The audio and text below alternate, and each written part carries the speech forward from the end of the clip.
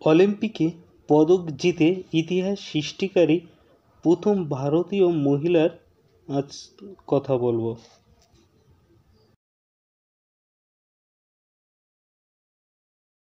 কর্ণম মাল্লেশ্বরী হলেন ভারতের প্রথম মহিলা ভারোত্তোলক যিনি অলিম্পিকে পদক জিতে ইতিহাস সৃষ্টি করেন।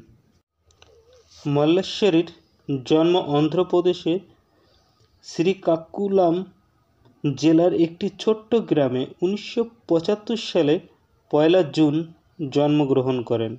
মাল্লেশ্বরী কঠোর পরিশ্রমী ও সংগ্রামী। তার সংগ্রামের জোরে ভারোত্তোলনে নিজেকে জায়গা করে নিয়েছেন এবং বহু জাতীয় ও আন্তর্জাতিক প্রতিযোগিতায় ভারতের প্রতিনিধিত্ব করেছেন তিনি। বিশ্ব চ্যাম্পিয়নশিপে 1993 সালে ব্রোঞ্জ, 1994 সালে গোল্ড, 1995 সালেও গোল্ড এবং 1996 সালে ব্রোঞ্জ জেতেন তিনি।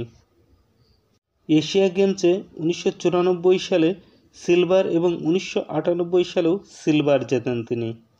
মাল্লেশ্বরী 2000 সালে সিডনি অলিম্পিকে ব্রোঞ্জ পদক জিতে ভারতের প্রথম মহিলা খেতাব অর্জন করেছেন তিনি ভারতের একটা নতুন বিপ্লব আনেননি, বরং দেশের তরুণ মহিলাদের খেলাধুলার কেরিয়ার গড়তে অনুপ্রাণিত করেছেন।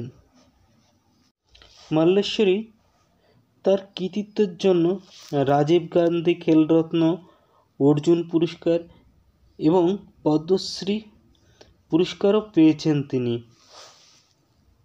এবং 2021 সালে দিল্লি স্পোর্টস ইউনিভার্সিটির ভাইস চ্যান্সেলর হিসাবে নিযুক্ত হন। কর্ণম মাল্লেশ্বরী, আপনাকে ধন্যবাদ। আপনাদের মতন মহান ব্যক্তিরা আছেন বলেই দেশ এবং আমরা গর্বিত।